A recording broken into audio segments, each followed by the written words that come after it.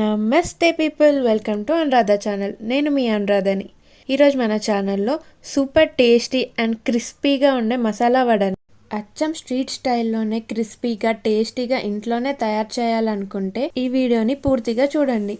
Evening స్నాక్స్లోకి best అయిన ఈ మసాలా వడని ఎలా తయారు చేయాలో చూద్దాం పదండి. ముందుగా ఒక గిన్నె తీసుకొని దాంట్లో 1 కప్ శనగపప్పు వేసుకోవాలి. ఒక 2-3 సార్లు బాగా వాష్ చేసిన తర్వాత ఈ శనగపప్పుని 4 to 5 అవర్స్ నానబెట్టుకోవాలి. ఇలా 4 to 5 అవర్స్ నానబెట్టిన తర్వాత ఒక 2 స్పూన్స్ ఇలా నానబెట్టిన శనగపప్పుని పక్కకు తీసుకోవాలి. ఈ మిగిలిన శనగపప్పులో నుంచి వాటర్ అంతా తీసేసుకోవాలి. ఇప్పుడు ఒక మిక్సీ గిన్నె తీసుకొని దాంట్లో మనం నానబెట్టిన శనగపప్పుని వేసుకోవాలి. ఇలా వాటర్ లేకుండా ఈ శనగపప్పు అంతా మిక్సీలో వేసుకోవాలి. ఈ శనగపప్పుని మరీ మెత్తగా పట్టకూడదండి, కచ్చా పచ్చాగా పట్టుకోవాలి. అస్సలు వాటర్ వేయకుండా ఇలా కచ్చా పచ్చగా బ్లెండ్ చేసుకున్న తర్వాత దీన్ని ఒక బౌల్లోకి తీసుకుందాము. ఇప్పుడు ఒక చాపర్ తీసుకొని ఒక 5 పచ్చిమిర్చి వేసుకోవాలి. దీంట్లో ఒక 4 వెల్లుల్లి, కొంచెం కరివేపాకు, ఒక మీడియం సైజులో ఉన్న ఆనియన్స్ని ఇలా కట్ చేసుకొని వేసుకోవాలి. దీంట్లోనే కొంచెం కొత్తిమీర వేసుకొని ఇవన్నీ సన్నగా అయ్యే వరకు చాప్ చేసుకోవాలి. మీరు కావాలంటే ఇవన్నీ సన్నగా తరుముకొని వేసుకోవచ్చు, లేదంటే మిక్సీలో వేసుకొని ఒక 2-3 పల్స్ ఇస్తే చాలు. ఇలా ఫైన్గా చాప్ చేసుకోవడం వల్ల ఇవి మన మసాలా వడలో మధ్య మధ్యలో తగులుతూ ఎంతో టేస్టీగా ఉంటుంది.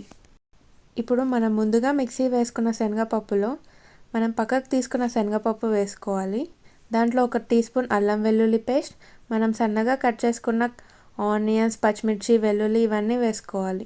1/2 స్పూన్ పసుపు, 1 స్పూన్ ఉప్పు, 1 స్పూన్ కారం, 1/2 స్పూన్ ధనియాల పొడి, 1/2 స్పూన్ గరం మసాలా వేసి ఇవన్నీ బాగా కలిసేంత వరకు కలుపుకోవాలి.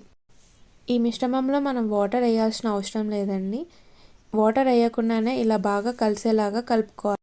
మీలో ఎంతమందికి ఈ మసాలా వడలు అంటే ఇష్టమో మాకు కామెంట్ సెక్షన్లో కామెంట్ చేయండి. ఇలా బాగా కలుపుకున్న తర్వాత ఇప్పుడు ఒక కడాయి తీసుకొని మనం డీప్ ఫ్రై చేసేంత ఆయిల్ వేసుకోవాలి. ఆయిల్ మరీ వేడెక్కకూడదండి, మీడియంగానే హీట్ అవ్వాలి.